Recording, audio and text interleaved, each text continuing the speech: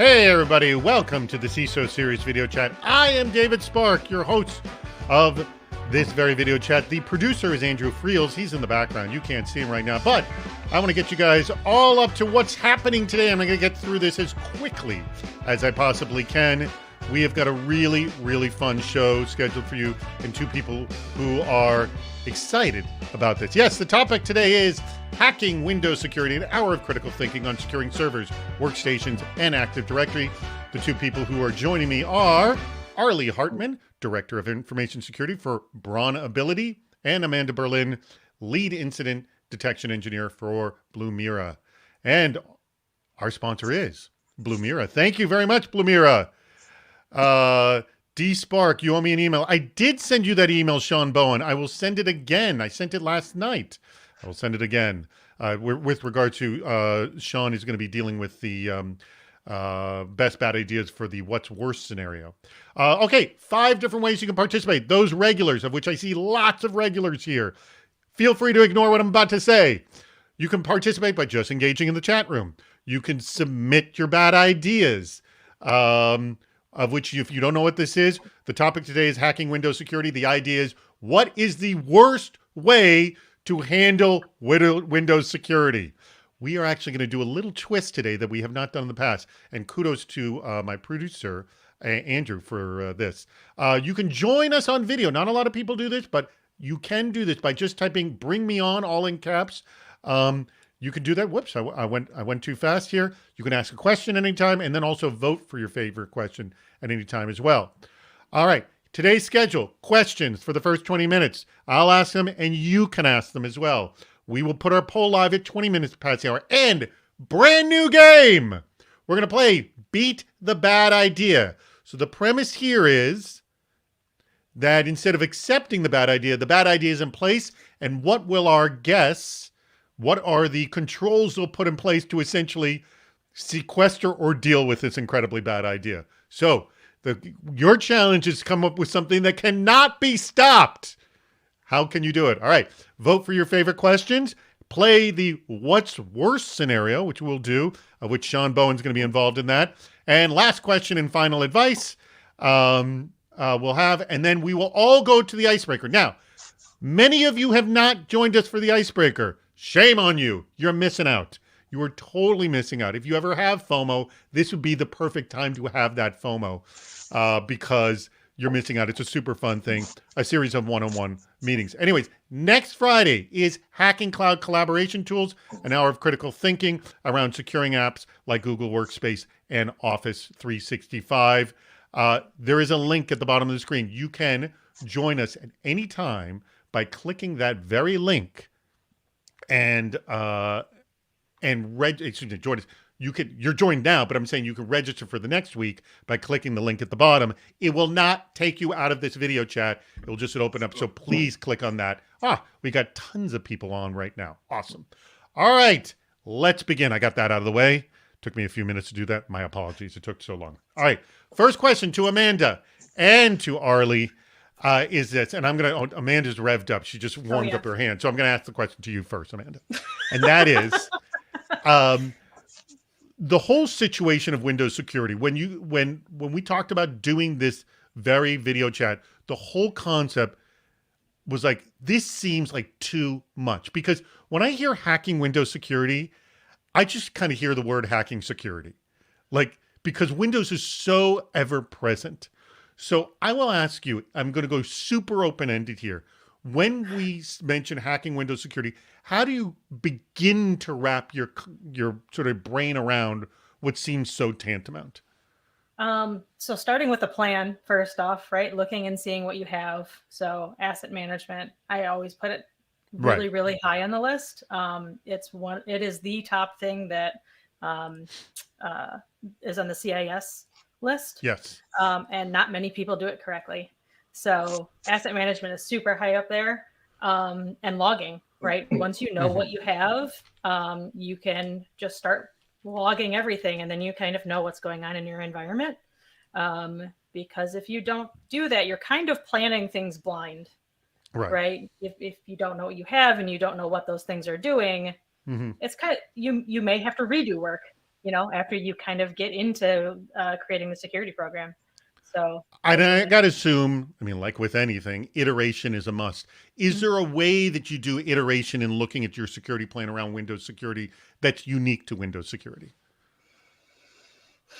Like iterating through what Well, part? through Like you define it the way you want. I don't want to put words. No, but seriously, it can be handled different ways. Yeah, for sure.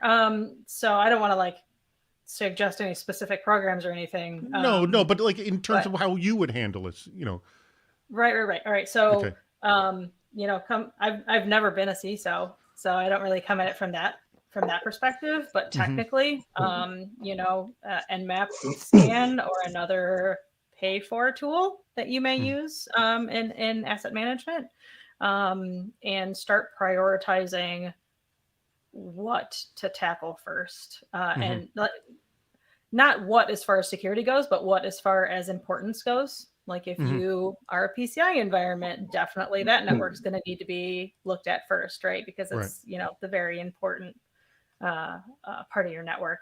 Also, like low hanging fruit, like if you can just start pushing out updates where you haven't before, or there's some things that a lot of people can't do always correctly, like segmenting user accounts, right? Like that's not something that's low hanging, but it's something that definitely needs to be added to your list, because I've been in a lot of environments that have, the entire department logging in as domain admin, like to their personal like to their local workstation they work on every day. Right. So you kind of have to, and logging and the asset management will help you kind of figure out that stuff too. Let me throw this to Arlie.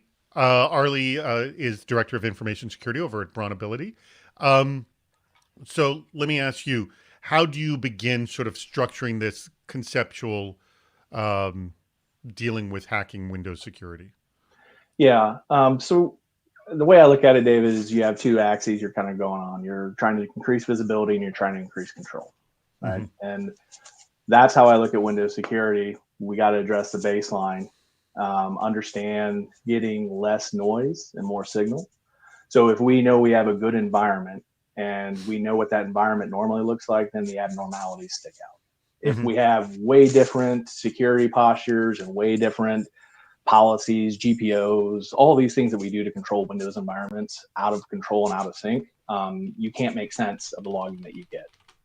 So typically I look at it with those two axes, starting out with, like Amanda said, hey, take a look at my environment, right? Figure out what my assets are, figure out the accounts, figure out what Active Directory, figure out the GPOs, look at the Windows workstations, kind of see what kind of controls they have on them, look at the servers and the domain controllers and all the other things that come around with Windows. Let me pause you just for a second. Arlie, pull your microphone out. I think it's scraping against your clothes right there. Sure. Okay. Yeah, there you go. No problem. Cool. The other side of it would be, sorry, I lost my train of thought. The idea that when I'm increasing visibility, right, I'm trying to get all the logging off all the things. So the only way that makes sense is if you tune the environment so that way you get that better ratio of signal to noise.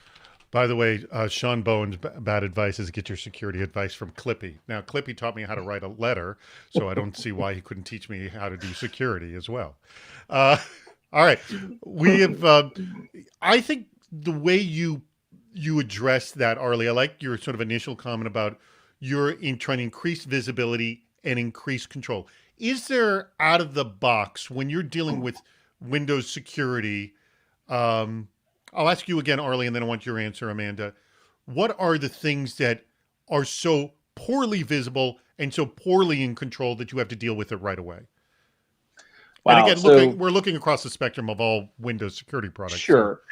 I mean, I really kind of base where I start based on the risk, right? So I'm in manufacturing. My number one risk is ransomware, right? So I start going down all the different steps. The kill chain is essentially the same for ransomware as it is for malware, right? So, propagation of some sort of mobile code that can do these things, right, to change your environment to allow lateral movement and then escalation of privilege and then going to find data, exfil data out, right?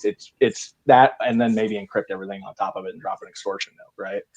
But what I'm trying to do is make sure availability is top of my priority when the manufacturing lines are running, and we can't have things being cryptoware on the line while we're producing bands.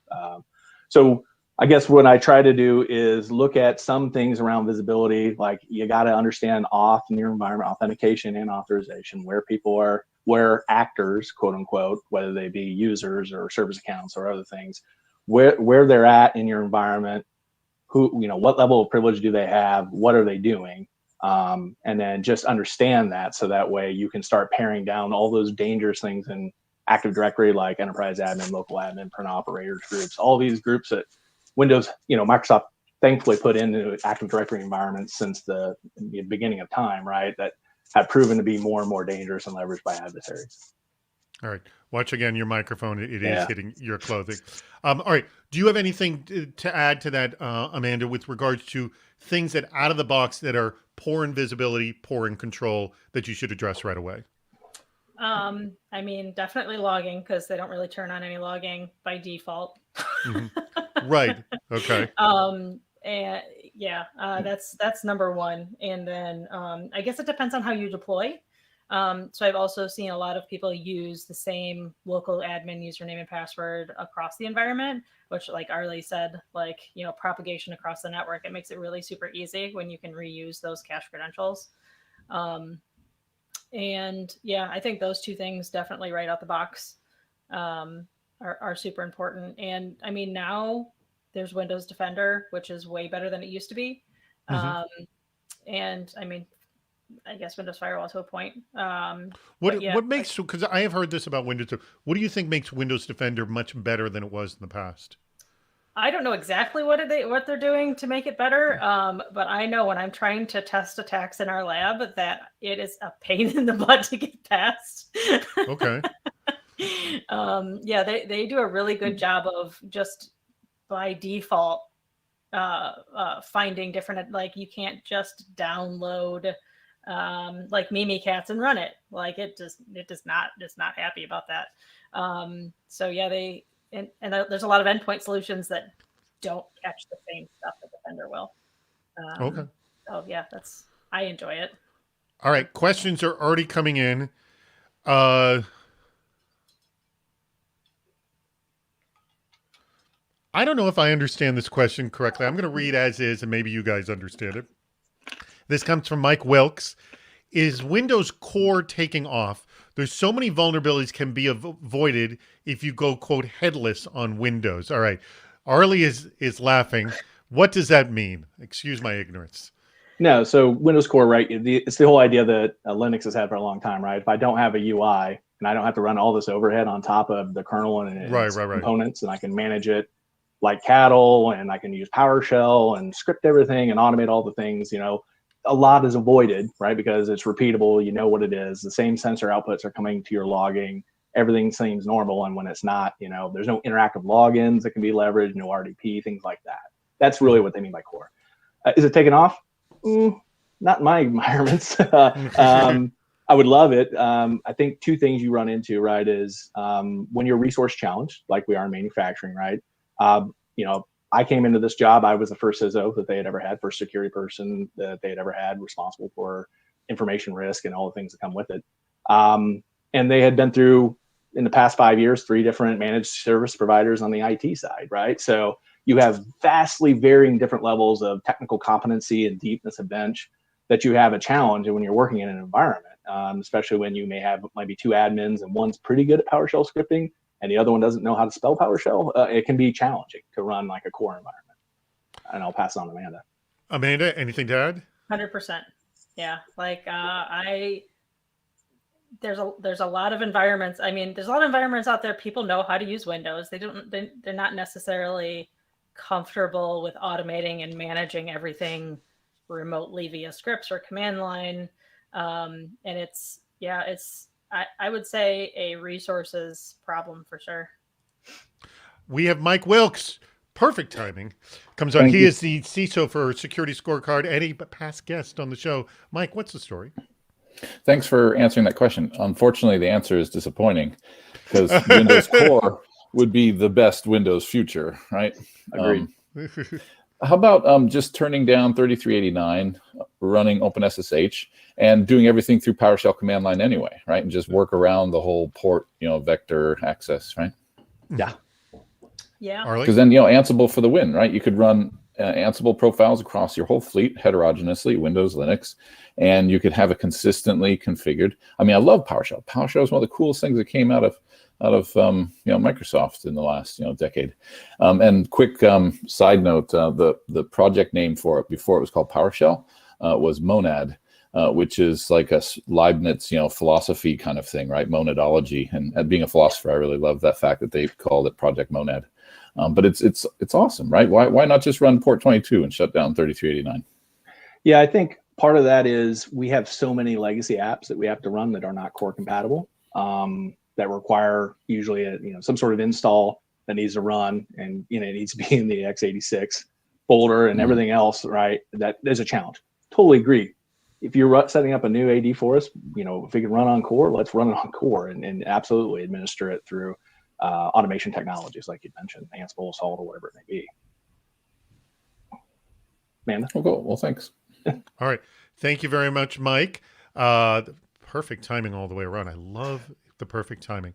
By the way, we have exactly 4 minutes to get your bad ideas in before the poll goes live. I should mention, if your bad ideas in afterwards, you can you're still eligible to win the big prize, which the plan is to be giving away branded sweatshirts with the CISO series logo. I'm still waiting to receive my sample. Once I receive that, then I'll be sending it out to past winners. And by the way, Matthew Bibby, you are a winner from last week. Send me your information and you'll be able to get that as well. But we are going to, by the way, when we play What's Worse, we're going to have Sean Bowen coming on to give you those What's Worse challenges. All right. Oh, this one has been voted up a lot. And I want to ask you this question. I'll throw it to you, Amanda, first. This comes from Jason Connors. And he asks, what security differences should we consider in a traditional Active Directory environment versus an Azure Active Directory, essentially a non-local Active Directory, those managed devices? What is the big difference, I guess, between local and virtual? From what I've seen, local has way more attack vectors. It's easier to do everything when you have a local AD environment, from pivoting from one box to another to iterating all of Active Directory. Like it's way more difficult to do that via Azure. It's not impossible. Like I took a very, very cool class recently about hacking cloud infrastructure, which shows you like there's a lot of stuff out there that you can do towards Azure. But yeah, the amount of access and ability that attacks have locally is way higher. You also have increased visibility, right? You can see what PowerShell commands are being run on every device if you want to. In the cloud, you don't really get that. So it's kind of a give and take. Yeah. And you're nodding your head to all of that, Arlie. Anything to add? Yeah, I would say just comparing what logging you get from Azure and O365 overall versus what you get from AD domain controllers, right? It seems like it's an exponentially larger set of data that you get from O365 and Azure, and split, I think, into like 45 different log trails over the Graph API and everything else. So it can be a little daunting, right? You got to find some place to store and correlate and look at all that data to actually make sense of it as well. Yep. So I don't know about the difficulty thing, but as far as the management and monitoring thing, that's where I would add. Hey, Amanda, you had mentioned earlier the fact that Windows doesn't turn on logging by default. Do you know why this happens? And I mean, what's going on? I know it drives me crazy. So like, you can't be the only one it drives crazy. No. So like, I mean, even recently I've done like over the last 2 years, I've created probably at this point, three dozen labs, like full Active Directory infrastructure with everything. And every time you have to go in and you have to set up all this logging, right? And as far as security goes, I think it's like 55 to 60 different settings in GPOs that you can enable to turn on the right logging that you need. As far as why, I get why they didn't used to. And Why Arlie didn't they used to? Arlie and I talked about it earlier, so he can take that one. All But, right. Yeah. It's to Amanda's point, I think it's everyone was like, I'm going to fill up my C drive and I'm not going to understand like logging quotas. If you have an Active Directory environment and you've only dedicated a couple hundred meg to logging, size, that could flip over in a matter of hours or minutes, right? So you're only retaining that long of the log. And I think, in the past, you used to have every web developer who, I don't want to say web developer, every admin, right, who said, I've got 6 different apps running on this box, which you shouldn't have done in the first place, right? And it's going to roll over on memory if I have to turn all this logging on, right? So that used to be the fight we always got. So the idea is you got to get those logs off of those hosts and into some sort of repository. Mm-hmm. That's the only reason. I have a suggestion for a repository if anybody wants to look at Blumira. Speaking of sponsored content, but also in that vein, there is. I'm okay with putting it's okay. You can mention. No. It's okay that I put like a link in chat, right? For go ahead. Yeah, if you're. Okay. Yeah, please do. So in that vein, I'm going to put a link in here. In that vein, I made something because I was creating so many lab environments and I was tired of making all those GPOs. It's our marketing team called it Logmira, and it's basically just a backup of my lab GPO that turns on all the logging. And we just started pushing it out to all the customers. And while former sysadmin, I have a hard time implementing that stuff on my infrastructure just from a random person talking to me on the internet. So instead, I also put all of the XML of what's included. So if you have a lab environment, you can still use it, or if you want to test it out elsewhere, feel free. That's definitely something that I would do. But I'm going to put the links in chat too if you guys want it. But yeah, that's something that I found much easier, and it turns on everything basically that you need for security logging. That's awesome. Well, that's a great tool. I appreciate that. Well, now Arlie, you were about to mention why you believe that all this stuff wasn't turned on. Yeah, just mentioning earlier, a lot of times you got pushback from folks who claimed, resource problems. The box wasn't built to do all that logging. It has to run apps.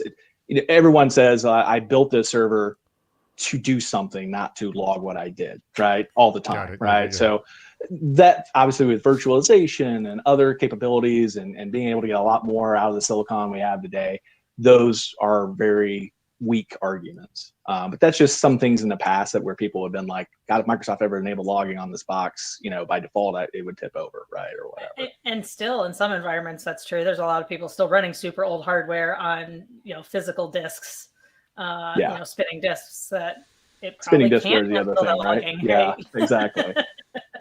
All right. Hey, I want to tell everybody that our poll is live. Been live for a few minutes now, and we have exactly 7 minutes for you to get your polls in. And remember, we're not playing Department of Yes this time. We're going to play Beat the Bad Idea. So you want to vote for the thing that you don't think Amanda and Arlie can actually come up with mitigations to stop. All right, that is the challenge. You underestimate my creativity. Well, that's what I'm looking for. That is exactly what I'm looking for. Good. I like to hear that. That's exactly what I want. David, I'm sorry if I could make one blanket statement before you get into the next one. Sure, please. I would say that the agreement to do this podcast, and we love to do it, was not neither Amanda or I are Windows fan people. So if you think that we jumped on this because we're all like everybody should be on Windows, that is not the case. Microsoft would sponsor that episode. Well, we live in the real world where all our environments are 97% Windows. That's the reality of what we deal with, right? Well, and that's why I said at the very beginning, Arlie, that when I hear hacking Windows security, I just hear hacking security because it's so omnipresent. It's and let me actually ask you this. Let's just say I'm not a Microsoft shop. How does Windows security impact me through third parties, through other people having Active Directory accounts? What is the impact I have if I'm not I'm as rid of Microsoft as I possibly can? Nodding your hand. Yeah, I'm staring off trying to picture how to answer that question. But I mean, in reality, on the wall, by the way. Yeah, maybe. I don't know. I'm hoping. No, I think it's there's all sorts of different attack vectors and different things you can risk you could look at, right? But If you're not in O365 and you're running Chromebooks and you're all in G Suite, those all have their own unique challenges, right? They may not be related to hacking Windows security. But overall, I think Amanda's inventory and logging are pretty tantamount to any platform, right? As far as the individual risks that a Windows environment can do with a partnership that's not a Windows environment, I'm not really sure, right? I wouldn't feel qualified to answer that. I feel like your biggest risk would be when they get popped and start sending you spam. Yeah, right. Yeah, I mean, let me ask you: Have you ever dealt with any non-Windows environments and seen how it sort of infiltrates, regardless? Sure, Amanda? like I definitely have, but they're way quieter. Nothing logs like Windows does, right? Like to get in-depth logging, and but they also have way more attack surface. The pros and cons. Yeah, right. Like I mean, I've worked with all Linux and Mac shops before. They're just quieter because there's not that many, not a whole lot going on. I mean, not saying they're definitely not impenetrable, but it's less likely.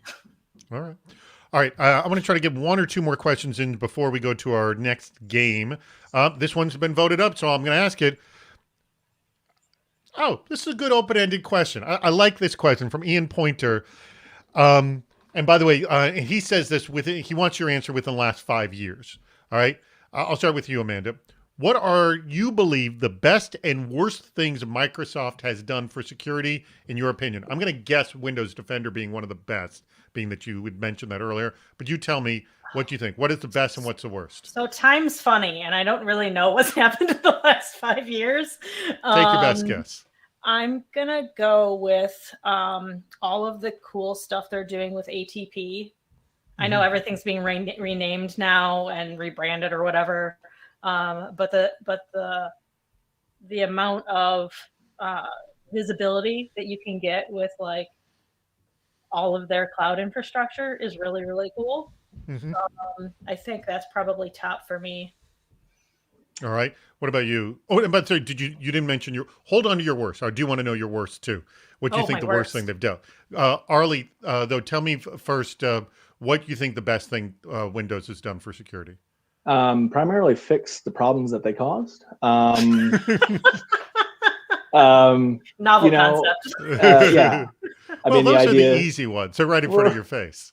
Right. With SP2 on Windows 2000 was a nice update. At least they offered a firewall. It couldn't actually work or do anything. But I mean, I think they made strides in areas around firewall and around Intune endpoint management, and they've offered tools up to make it better, to extend your GPOs kind of, so to speak, outside your walls at times. And then, just the redoing the Graph API from O365 was tremendous too. So I think those are the wins. Okay. So hold tight. I do want to know your worst. I'm going to go to Amanda. Amanda, what do you think is the worst thing they've done? I have no idea. Security? I'm trying to think. Oh man, come on. I mean, I don't want to just like throw out random vuln names. Like I feel like that's cheating. Like a planned worst thing is what I was going for. I don't know, continuing support on older OSs, I guess. I'm not sure. Yeah. How about supporting? I like Mike Wilkes' line. He goes, "This is more of a technical roast of Windows security." That's a good way of describing it. Arlie. A continuing legacy auth in O365. They were supposed to get rid of in October of last year, and then pandemic, and then guess what? We're gonna keep enabling you to pop an IMAP into O365, no problem. There was there was another game we used to play that we've played a few times called Security Squares. We played on our podcast, and Security Squares is based on a concept called the Security Defense Matrix. Am I getting that right? I think it's called that. It's the thing that Sunil Yu created for like OWASP, where the idea is you have all your products and the vectors that you're protecting. Oh, yeah. Right. And the idea is to fill in this 5x5 grid, all 25 squares with, okay, there is a product that deals with protecting users in the different stages, kind of a thing. And remember, we did a live show and one of the people mentioned Microsoft for protecting users or something, and the whole audience laughed when that was mentioned as a possible thing. To which I said, "Hey, I'd like them to be a sponsor sometime. Let's not laugh at them. What do you say?" All right. By the way, just something came in. Hold on. Listen. It's time to play Beat the Bad Idea. All right. This is our brand new game. A brand new game. I realize, it's time to shake things up again. We normally play the Department of Yes at this time, but why not a new game here? So we're flipping this concept. So I'm going to go and take a look at the top voted bad ideas, and I'm going to put them as a challenge to both Amanda and to Arlie to, quote, beat the bad idea, meaning what are the protections you're going to put in place to prevent this horrible idea from doing essentially what it's intended to do. And I'm just going to quickly look to see what's been voted most. I see 2 that are voted very highly. I'll do that 1 second. All right. The one that is voted the highest here, Amanda, you say you can be creative, so I'm going to throw this one to you first. But by the way, Arlie, you need to answer as well. Okay. Revert all your systems to Windows 95 and Windows Server 3.0 because no malicious attacker is old enough to know how to breach completely unsecured systems. I thought we needed bad ideas. I mean, do any of you remember how to use 95? Okay, so you got Windows 95 and Windows Server 3.0 in place. What are you doing to beat this bad idea? How are you mitigating this thing? Extremely highly segmented network and no internet access. Yes. No, well, then you got no business at this point. Come on, you got to do better than that. Come on. Do you really? I mean, they have to just fax everything now. Yeah, so just highly segmented network, which I mean everybody should have anyways. So what's going to happen when you have an endpoint protection? So I'm sorry, what did I talk? What did you say? I talked over that. So you don't have any endpoint protection, so you could always just put like a firewall behind every computer. I don't have a budget, right? I can just go. Well, no, you could have a budget, but everything's based on Windows 95 and Windows. Amanda, it's all that money you saved off of Windows licensing. Come on, I mean, You're Windows right. 95. Yeah. Oh, yeah, that's a good point. You got the saving a lot of money entire on OS licensing. budget from Microsoft now in security. Yeah, everybody gets a full physical firewall that they Just connect taped to the workstation, right? And it goes All in right. now, right? All right, I'm going to give you a for personal firewall and well, we're going to work on that later. Arlie, how are you handling this situation? Amanda hit it on the head, right? Control plane. The only control plane at that point is the network, and that's your only place to do any observation as well and logging. I would say we would have to radically change the business model and get out of whatever business we're in and get into medical devices because they all run on Windows 95 or Windows 2000 or ME. So we could do insulin pumps or X-ray rooms. You know like what? You're gonna get a bravo and a. Oh yeah! And here's why. And very few people do this. Is see a business opportunity in security, and you just saw it, and I think that's excellent. Kudos to you. All right, kudos for uncovering the business opportunity, which, by the way, very few security professionals can do this. Now, this is not a surprise. This one came in because I saw it in the chat room. This is the one I want to know is get your again, this is what's being implemented, and how are you going to mitigate this? Again, I don't know exactly what it would be, so you can, in your own words, come up with what you think this would be. But get your security advice from Clippy. All right, Amanda, you want to tackle this? I think you can just control the library that Clippy pulls from. Mm-hmm. That's true. You could just add your own, write your own Clippy, right? Right. You could write your own advice. Actually, it'd be a great Google training. This is actually a darn good idea. I like that. I'm trying to convince our team because we have a little Mira hedgehog, use that as Clippy. Right. You little here's your friendly security tip of the day. Exactly. I'm going to give that to you. All right, Arlie, you're getting all your security advice from Clippy. I'm picturing the script that Amanda's going to write for wget to go to Blue Mirror's log and pull down into Clippy with hyperlinks, right?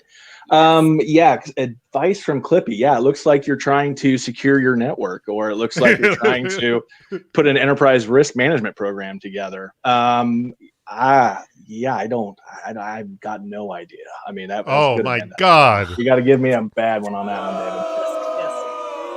No one is happy with you, Arlie. No one is happy. Well, we call that Tuesday. Yeah, well, you put an intern behind Clippy, and then there you go. Yeah, that's a better idea. That's good. But here, that's for you, Arlie. All right, Sean. Okay, Sean, you just sent your stuff in. Perfect. All right, so we're gonna have. All right, that's the end of that game. By the way, we are gonna also play another game. What's worse? We're gonna play that one in about probably 10 minutes. So hang tight for that. So Sean Bone, you hang tight in about 10 minutes. When you hear the music play, please, Andrew, you bring in Sean at that time when we do the What's Worse game. All right, let's go back to our questions. Even though I gave you positive, negative responses, I think you handled the brand new game well. And I want to know from the audience, did you like this game better than the Department of Yes? Do we want me to flip it up? Up to you. We can also play both games, whatever. Just let me know what you think of the game. All right, let's go back to our questions here. This comes from John. Let me see which John this is. If I can figure out which John it is, because sometimes I can't figure out what John it is. So if that John wants to speak up to this question, and it is this: is LDAP and Active Directory simply overloaded? Looks like it's a hammer, and all access management looks like a nail.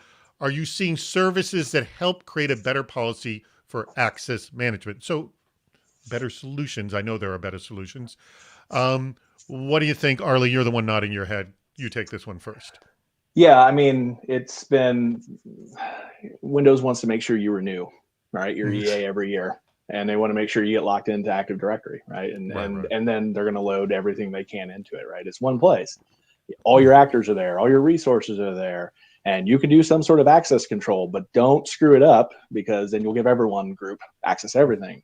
So they handed a handgun to a toddler and said, "Don't hurt yourself," and implement away. Whether it been right, yeah. I mean, I came from iManager and Novell back in the day, and Eater, and then moved into Active Directory and was like blown away. I couldn't believe all the things that you could do just as a user, like doing random LDAP lookups on your own. But I think, yes, there are better solutions, David. Absolutely. I'm not going to pitch any of them, obviously, but I mean, I think you can do your research. There are IAM tools that don't cost your annual budget that could probably help. But the idea is, looking around and there are only so many groups that are super powerful in Windows, right? And you just make sure you understand who's in those groups and why, what actors are, whether they're service accounts or users. And then you got to monitor the outputs from Active Directory. It's one place where it's giving you that log source. All right. I am throwing the same question to you, Amanda. As much as I make fun of Windows, that's one of the things I like about them. Like I know it's a huge attack vector and all, but they do it. I don't want to say well, because there's so much that can go wrong, but the ability is there if you do have a highly technical skill set and can set everything up securely, that it can be done really well. It works, right? Like how often does LDAP fail and they're not going to go out of business? So, I don't know. There are other options, but I do like the centralized management. By the way, I like this question that just came in from Jacob Kolesny, and you provided it, by the way, and asked him just a second ago, but I'm going to ask this first to you, Amanda. We have OWASP WSTG. I don't know what the WSTG stands for.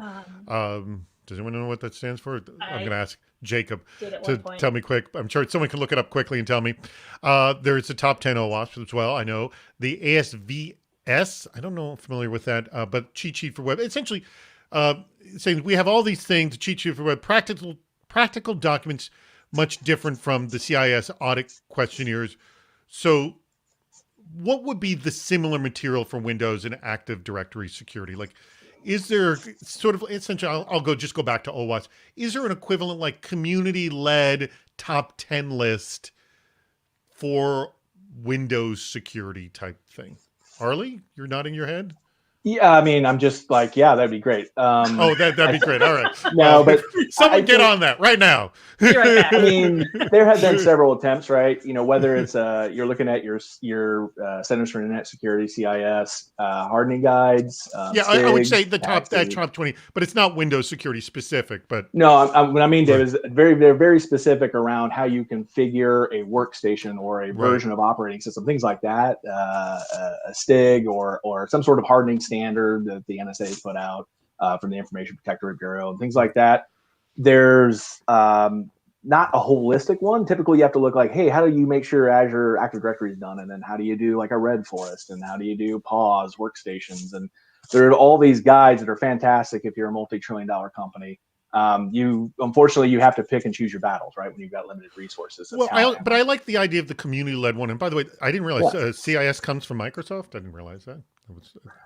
That's what Steve is meant Used to to be be doing. NIST, right? NIST, It was okay. NIST controlled. I thought it was SANS. SANS was SANS, sorry. used Yeah, to say SANS, SANS 20, SANS, yeah. and then it became the It's CIS. possible Microsoft though is submitting stuff. Anyways, but like I do like the community-led concept of OWASP because what you're getting is everyone sort of, it's kind of the wiki of the top 10 lists, essentially, if you will. Amanda, what's the closest equivalent Windows specific that you have seen, Amanda? Just specific websites, I guess. Right? Yeah, There's so there like isn't. IT Security Pro, I think, is one. There's there's a really good group policy website that somebody runs, but there's not really a specific list. All right. Well, so Jacob, a really good question for which we all have crappy answers. Hope you're satisfied. All I can go make one real quick if that helps. Well, the idea, again, it's an open source thing that the community would do. Again, I'm teasing OWASP. All right, let's go to another question here, and then we'll get to our next game. This comes from Gabriel Doncel. With most folks working from home, how important is it to fast track Intune versus, and excuse my ignorance in not knowing all this stuff, but fast track Intune versus SCCM, WSUS, etc.? I'm going to go again to you, Arlie, since you're nodding your head. Yeah, so I cannot confirm nor deny if we were immediately fast tracking Intune when summer of last year when the pandemic happened, right? What I had to do is I came into this program and we had a lot of different controls and technologies that were built for the four walls of the factory and not really built for anyone outside of the factory. So I basically had to redo everything and do a security transformation where everything had to be available, scalable, had to be location agnostic, right? So yes, it's either you take your SCCM and hopefully you've got somebody bright enough to actually run it and not trash your environment, and then also put a hole through your firewall so devices can go back to it, but then you've got another opening in your firewall. I like the Intune model. It seems to be better, and making it Microsoft's problem to secure it is something that I like. Amanda, all right, your thoughts? And Amanda? I've never had to deal with any of that. Okay, well, there you go. I've not been a sysadmin for like 7 years. So now I just do logging things. So I don't know. I've not had to deal with implementing any of that. Let me also mention, if you have not clicked the link at the bottom of the screen where it says join next Friday for hacking cloud collaboration tools. So this is specific, by the way. We're going to be talking Office 365, Google Workspace, which, by the way, I didn't realize it had been rebranded from G Suite to Google Workspace. I'm not keeping up on the new things like others are. So we're going to be talking about those two and how they're all these they're wonderful collaboration tools, but at the same time, they are very easily abused, sometimes unwittingly. I would say oftentimes unwittingly. So we'll be talking about that next week. So click on that link to register for next Friday's video chat as well. And you know what? I think it's time to play our next game right now. So let's do it. I need Sean Bowen to come on and let's get the music going. It's time to play What's Worse? All right. This is going to be fun, Sean, because I have not even looked at your email yet. Oh, wait, Sean was there and then he disappeared. Where did Sean go? Can we get Sean back again? Ah, there he is. Sean, we're looking at the side of your head. There you are. All right, Sean, I don't even know what these what's worse scenarios are. So this is actually going to be new to me because I haven't even heard these because I didn't look at the email yet. So just, you're going to let us know. Whoops, he disappeared again. For those people who are not familiar with the what's worse game. Ah, there he is. He's on his other camera. Sean Bowen, by the way, is the CISO for Restaurant Brands International. If you did not happen to tune in last night, he was our expert for the Cybersecurity Headlines Week in Review, which is a brand new show we're doing every Thursday evening at 7 p.m. Eastern Time. It is essentially the week's news in about 20 to 25 minutes, or just the highlights of the week's news. And then we bring on an expert like Sean to provide some context of what the hell was going on. Anyway, so Sean, let me ask you, you have a what's worse scenarios to go up against, or the two to go up against each other. For those who don't know, this is a risk management exercise. Amanda, Arlie, you have to determine which of these two are a worse scenario. And Sean, I will let you take it from here. Yeah, first I'll contest that expert comment earlier. So it was actually pretty difficult to go through some of these. So what I came up with was, first one, make all end user systems domain controllers to improve, replication. And put all of your Windows devices directly on the internet with no firewall and the guest account enabled. So which scenario is worse? Essentially, which is going to cause more damage? Who wants to take this one first? Can I take it first? Because go ahead. Arlie, you're looking at your time. Sorry, no phone call coming in. What the worst scenario is making all devices a domain controller. Yes, I understand Windows on the internet with guest account, terrible. I'm just hoping I just never let those devices back on my network. But yeah, those are excellent. But I'm going to say make everything a domain controller for replication capabilities. Yeah, because that problem could spread like wildfire. Where the other one, you have like a finite limit of problems. Is that the idea? Yeah, I mean it's 99 problems instead of 100. Yeah. Or 100 plus.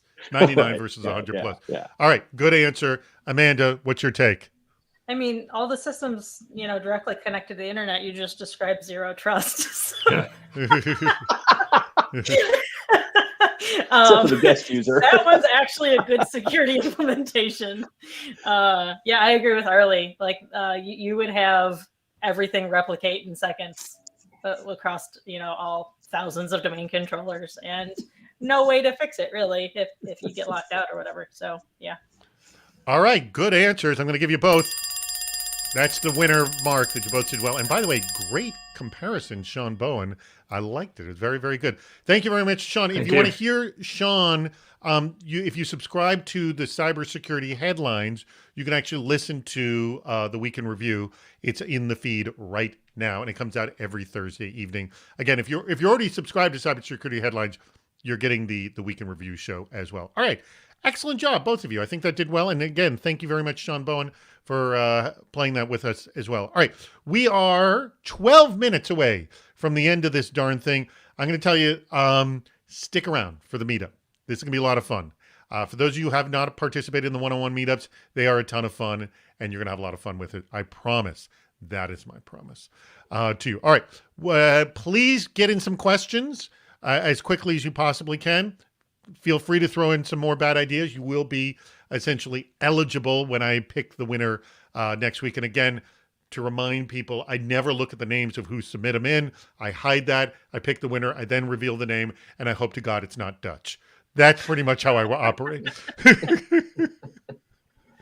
Dutch, if you don't know, Dutch won, by the way. He actually won recently, but he had not won in many weeks. But there was a period of time he was winning all the time because he had some really creative bad ideas. All right. With that being said, and again, remember to click the link at the bottom because that is going to change to our link for our icebreaker that's going to happen at the very tail end.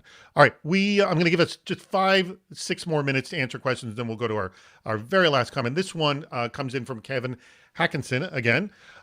There has been research in app virtualization in Windows for years, essentially effectively running each app in a separate sandbox. Why is this not protecting us today? Amanda, who set up a bunch of labs, can you answer that question? from what I know, and this might not be 100% correct, ease of use and deployment, right? Cost and like for the infrastructure part, right? Because you don't always like just because you're virtualizing an app, you still have to push it out from somewhere. And just knowledge around the subject, right? Like I remember the hospital that I used to work at, we tried to do it with limited success because of the applications that may or may not have been able to support it. And just, it was kind of a pain to manage. So everybody had to switch back to full-blown clients. All right. Arlie, you're nodding your head again. What's your rationale here?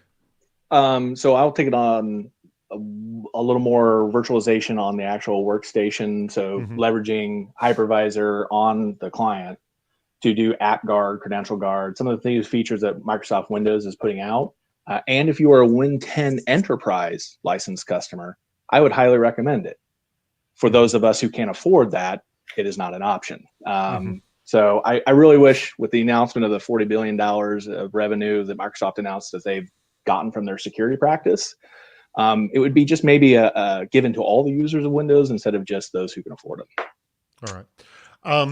I actually have a prepared question that I wanted to ask you. So when RDP, Remote Desktop Protocol, and SMB, Server Message Block protocols are exposed, how are you managing this? This seems like an extraordinarily common issue. Arlie, yes? Yeah. So how do I manage it? How do you manage it? Yes. You've got to be, I'm assuming we mean exposed to the public internet, right? Is that what we mean by exposed? Yes. Okay. So security posture monitoring, once again, if you can afford it, if not, go buy a Shodan subscription and have it scan, pull up your environment all the time. You need to know where your IPs are at and have that kind of inventory of where all your exits are out of your network and understand that, and then monitor that for things like RDP and SMB.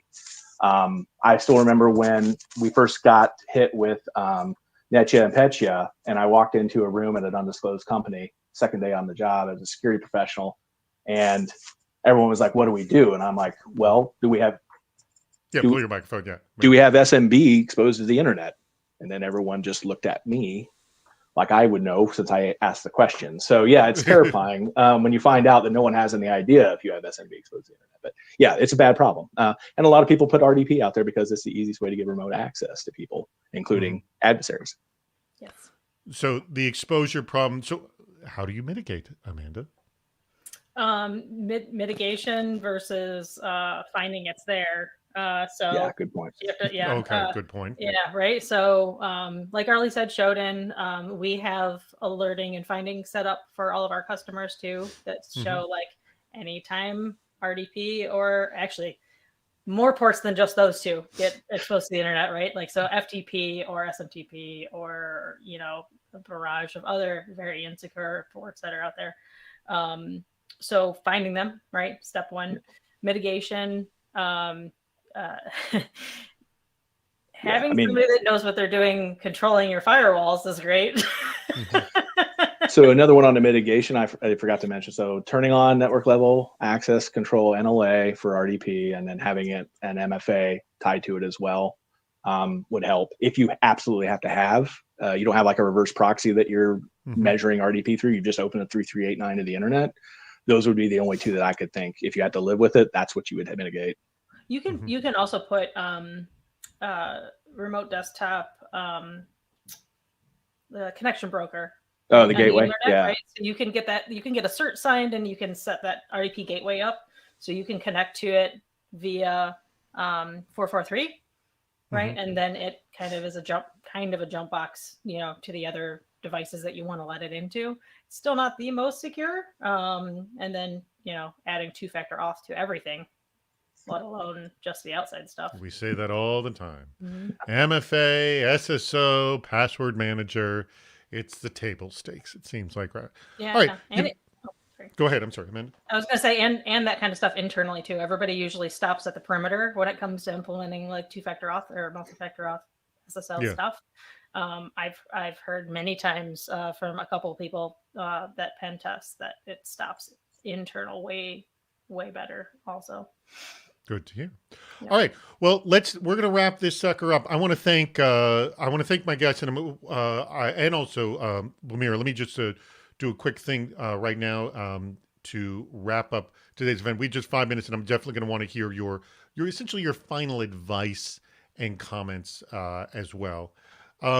So next Friday, as I mentioned, Hacking Cloud collaboration tools. If you've not clicked the link below, please do that now. I'm going to give you essentially 60 seconds. And in that time, Andrew, please change to our link for our icebreaker. Stick around for the icebreaker.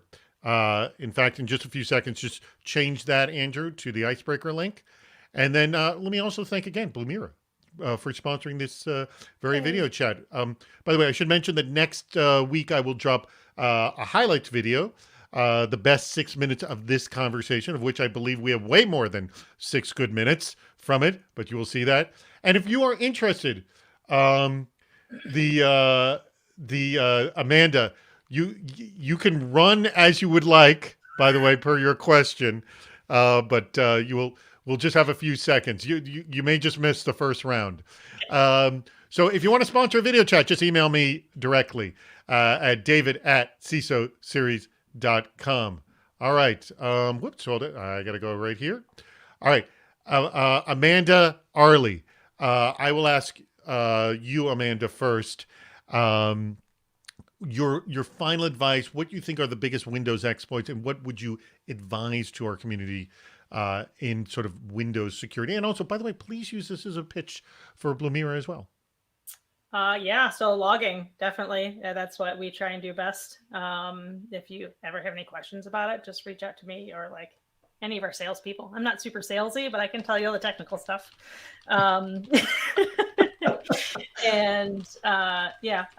Logging, get logging right, get asset management right, and spay and neuter your pets. Spay and neuter your pet. Great advice, by the way. And I have a question. Bob Barker over there standing next to you. Arlie Hartman, what's your final advice as well? Yeah, I would say when you go into an environment, do something, make a plan and do it. You're going to break things, especially if it's not architected well and poorly documented. You got to own it when you break it and be apologetic and explain why you're doing it, but continue to move forward. Don't let the organization slow you down in making it more secure. Obviously with the idea that, yeah, you're there to make money as a business, but as a mission, your mission there, right, is to help secure the environment and make it easier for your users to leverage the infrastructure. And you got to balance those two, right? You know, Arlie, that supports another theory I have. I mean, to get good at anything, you have to be bad at it first, essentially. You know, and I think a lot of people think, no, you have to be good immediately. No. No. We all screw up at the beginning. Accept the fact that you screw up at the beginning. It's totally fine. That's the process. Those are my favorite talks and like discussions, is when people just talk about all the times they've screwed up on stuff. Well, I appreciate, we should do a whole hour on just screw ups, cybersecurity screw ups. Oh yeah. That would be actually kind of phenomenal. You know what? I definitely have a whole hour. We'll make it a one-woman show if you would like. I will thank, again, Blamira for sponsoring. I want to thank Amanda Berlin, who's the lead incident detection engineer for Blamira, and also Arlie Hartman, who's the director of information security over at Brawnability. And I want to thank the phenomenal chat room. I cannot get over how awesome you guys are. I think, by the way, you all of you kicked it up about 5 notches today. So thank you so much. I will be looking through much of this chat later. I only can see so much while I'm running this show. Click on the darn link at the bottom. We are going to do our impromptus. If you've never done this, one-on-one meetings. We do 5 of them. 5 random one-on-one meetups with another security professional. It's a lot of fun. If, by the way, here, I'm going to give everyone a tip. If you get matched with someone you already personally know, or you get matched with all the time, just immediately end it. And then what that does is it throws you back into the pool and you'll get matched up with somebody else. All right. So that's my tip for everybody on that. All right. Thank you. Click the link on the bottom. I want to thank my producer, Andrew, in the background for running this whole darn thing. We will see you over at the meetup. Bye.